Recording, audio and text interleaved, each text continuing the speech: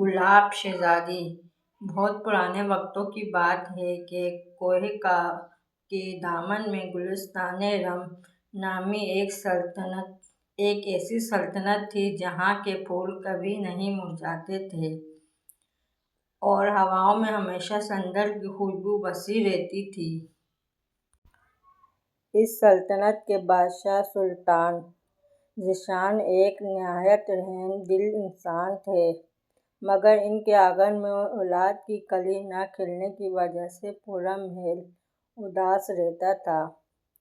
برسوں کی منتوں اور مرادوں کے بعد جب شہزادی کی پیدائش ہوئی تو اس کے ماتھے پر قدرت کی طرف سے ایک ایسا نور تھا جو اندھیرے کمرے کو روشن کر دیتا تھا، اور اس کے وجود سے تازہ گلابوں کی مہک آتی تھی۔ اس لیے اس کا نام گلاب شہزادی رکھا گیا۔ جیسے جیسے وہ بڑی ہوئی، اس کی شہرت صرف اس کے حسن تک محدود نہ رہی، بلکہ اس کی عقل، دانش اور ہمت کے قصے بھی عام ہونے لگے۔ شہزادی نے بچپن ہی سے گھوڑ سواری، تلوار بازی اور قدیم کتابوں کا مطالعہ شروع کر دیا تھا، کیونکہ اسے اپنے والد سے علم کی اہمیت کا اندازہ ہو چکا تھا۔ ایک دن جب وہ محل کے قدیم کتب خانے میں ایک بوسیدہ نقشہ دیکھ رہی تھی، اسے ایک زخمی طلسماتی پرندہ ملا جس کے پروں سے نیلی روشنی نکل رہی تھی۔ شہزادی نے اپنی ململ کی چادر سے اس کے زخم صاف کیے اور اسے اپنی خاص جڑی بوٹیوں سے تندرست کیا۔ اس پرندے نے کلام کرتے ہوئے بتایا کہ وہ دراصل نیلم نگر کے شہزادے آریان کا پیغام رساں ہے، جسے ایک کالی جادوگرنی ظلمات نے 7 سمندر پار ایک ایسے جزیرے پر قید کر رکھا ہے جہاں سورج کی روشنی نہیں پہنچتی۔ شہزادی نے جب یہ سنا تو اس کے دل میں ہمدردی اور مہم جوئی کا جذبہ جاگ اٹھا، اور اس نے فیصلہ کیا کہ وہ صرف ایک شہزادی بن کر محل میں نہیں بیٹھے گی بلکہ مظلوموں کی ڈھال بنے گی۔ اس نے اپنے وفادار گھوڑے رات پر زین کسی اور اپنے جادوئی آئینے جو اسے ایک بوڑھی عورت درویش نے تحفے میں دیا تھا کو ساتھ لے کر ایک طویل سفر پر نکل پڑی۔ راستے میں اسے آگ کی وادی ملی جہاں زمین سے شعلے نکل رہے تھے، مگر شہزادی نے ہمت اور دانائی سے ایک ایسا راستہ تلاش کیا جہاں سے بحفاظت گزر گئی۔ پھر اسے خاموش پہاڑوں کا سامنا کرنا پڑا جہاں پرندے بھی پر مارتے ہوئے ڈرتے تھے۔ وہاں اس کی ملاقات ایک ایسے بونے سے ہوئی جو راستہ بھٹک گیا تھا۔ شہزادی نے اپنا قیمتی ہیرا اسے دے دیا تاکہ وہ اپنی بستی واپس جا سکے۔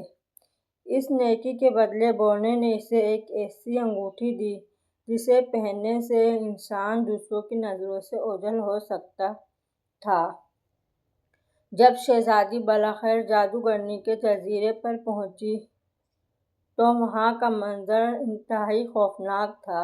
ہر طرف کالے رنگ ناگ پہرا دے رہے تھے اور درختوں کی شاخیں انسانوں کو پکڑنے کے لیے تیار کھڑی تھیں۔ شہزادی نے جادوئی انگوٹھی پہنی اور خاموشی سے جادوگرنی کے قلعے میں داخل ہو گئی۔ وہاں اس نے دیکھا کہ شہزادہ آریان ایک شیشے کے تابوت میں بند پڑا ہے اور جادوگرنی اس کی ہمت اور روح کو اپنے قبضے میں کرنے کے لیے منتر پڑھ رہی ہے۔ شہزادی نے اپنے جادوئی آئینے کو جادوگرنی کے سامنے کر دیا۔ جیسے ہی جادوگرنی نے اپنی بدصورتی اور برائی کا عکس آئینے میں دیکھا، اس کی طاقت پگھلنے لگی، کیونکہ آئینے کی خاصیت یہ تھی کہ وہ انسان کا اندرونی سچ دکھاتا تھا۔ جادوگرنی چیخی، چنگھاڑتی ہوئی دھوئیں میں بدل گئی اور اس کے ساتھ ہی قلعے کی دیواریں گرنے لگیں اور وہاں خوبصورت باغ باغات اگنے لگے۔ شہزادے آریان جب ہوش آیا تو اسے یقین نہیں آ رہا تھا کہ نازک شہزادی نے اتنی بڑی بلا کو شکست دے دی ہے۔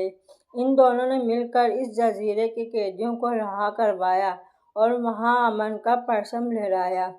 جب وہ واپس گلستان ارم پہنچے تو سلطان نے خوشی میں تمام شہر کو چراغاں کرنے کا حکم دیا۔ شہزادہ آریان اور گلاب شہزادی کی شادی ایک ایسی عظیم تقریب میں ہوئی جس میں انسانوں کے ساتھ ساتھ پرندوں اور چرندوں نے بھی شرکت کی۔ اس کہانی کا سب سے بڑا سبق یہ ہے کہ خوبصورتی صرف چہرے پر نہیں، ایک ارادوں کی مضبوطی اور دوسروں کے لیے قربانی دینے میں ہوتی ہے۔ گلاب شہزادی نے ثابت کر دیا کہ نیکی کا راستہ مشکل ضرور ہوتا ہے مگر اس کا انجام ہمیشہ فتح اور خوشی کی صورت میں نکلتا ہے۔ آج بھی اس سلطنت کے لوگ گلاب کی خوشبو سونگھتے ہیں تو انہیں اپنی بہادر شہزادی کی یاد آتی ہے جس نے ثابت کیا کہ ایک عورت اپنے عزم سے پوری دنیا بدل سکتی ہے۔ گلاب شہزادی اور شہزادہ آریان کی شادی کے بعد گلستان ارم میں ہر طرف خوشیاں رقص کر رہی تھیں، مگر تقدیر کو کچھ اور ہی منظور تھا۔ ایک رات جب پورا محل گہری نیند میں تھا، اچانک آسمان پر کالی گھٹائیں چھا گئیں اور ایک خوفناک چیخ سنائی دی۔ یہ جادوگر ظلمات کی چھوٹی بہن سیاہ ناگن تھی جو اپنی بہن کا بدلہ لینے آئی تھی۔ اس نے پلک جھپکتے ہی پورے محل کو پتھر کا بنا دیا اور شہزادے آریان کو ہوا میں غائب کر دیا۔ گلاب شہزادی اپنی جادوئی انگوٹھی کی وجہ سے اس حملے سے محفوظ رہی، مگر جب اس نے اپنے والدین اور محل کے لوگوں کو بے جان پتھر کے مجسموں میں بدلا ہوا دیکھا تو اس کا دل خون کے آنسو رونے لگا۔ اس نے ہمت نہیں ہاری اور ایک بار پھر اپنے وفادار گھوڑے رات پر سوار ہو کر شہزادے اور اپنی سلطنت کو بچانے کے لیے نکل پڑی۔ اس بار اس کا سفر پہلے سے بھی زیادہ کٹھن تھا کیونکہ اسے وادی فراموشی سے گزرنا تھا، جہاں کی ہوا انسان کو اپنا نام تک بھلا دیتی تھی۔ شہزادی نے اپنی عقل کا استعمال کیا اور کانوں میں روئی ڈال لی تاکہ وہاں کی جادوئی موسیقی نہ سن سکے اور اپنا مقصد یاد رکھے۔ راستے میں اسے ایک بوڑھا جنی ملا جو صدیوں سے ایک غار میں قید تھا۔ شہزادی نے اپنی بہادری سے اس کی زنجیریں توڑ دیں۔ جنی نے خوش ہو کر اسے ایک نورانی تلوار دی جو صرف سچائی کی طاقت سے چلتی تھی۔ سفر کے دوران اسے معلوم ہوا کہ شہزادہ آریان کو ساتویں آسمان کے سائے میں قید کیا گیا ہے، جہاں تک پہنچنے کے لیے اسے بادلوں کے اوپر بنے ہوئے راستوں سے گزرنا ہوگا۔ شہزادی نے ہمت دکھائی اور ستاروں کی روشنی میں سفر کرتے ہوئے اس مقام تک پہنچ گئی جہاں سیاہ ناگن اپنی جادوئی کڑھائی میں زہر تیار کر رہی تھی۔ جیسے ہی ناگن نے شہزادی کو دیکھا، اس نے اپنے ہزاروں کالے ناگ اس کی طرف چھوڑے، مگر شہزادی نے نورانی تلوار سے ایک ایسی چمک پیدا کی کہ تمام ناگ راکھ بن گئے۔ شہزادی اور سیاہ ناگن کے درمیان ایک طویل مقابلہ ہوا۔ آخر کار شہزادی نے اپنی سچائی اور پاکیزہ محبت کی طاقت سے جادوگرنی کے دل پر تلوار ماری، جس سے وہ ایک کالی جڑی چوڑی بن کر ہمیشہ کے لیے اڑ گئی۔ جادو ختم ہوتے ہی شہزادہ آریان رہا ہو گیا اور گلستان ارم کے تمام لوگ دوبارہ زندہ ہو گئے۔ شہزادی نے ثابت کر دیا کہ نیکی کی طاقت ہر برائی پر بھاری ہوتی ہے۔ جب وہ واپس پہنچے تو ریان نے ان کا استقبال پھولوں سے کیا اور شہزادی کے نام کے سکے جاری کیے گئے۔ اس کے بعد شہزادی نے ایک ایسا مدرسہ قائم کیا جہاں بچوں کو بہادری، ہمت اور اخلاق کی تعلیم دی جاتی تھی تاکہ مستقبل میں کوئی بھی برائی ان کے ملک کی طرف آنکھ اٹھا کر نہ دیکھ سکے۔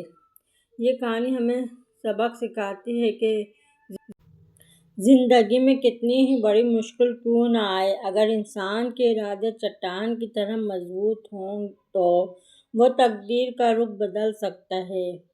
گلاب شہزادی کی خوشبو آج بھی ان وادیوں میں محسوس کی جاتی ہے، جو ہر دور کے لوگوں کو ہمت اور سچائی کا پیغام دیتی ہے۔ اگر کہانی پسند آئے تو سبسکرائب کریں، ویڈیو کو لائک اور شیئر کریں۔ کمنٹس میں ہمیں بتائیں اگلی کہانی کس موضوع پر ہو۔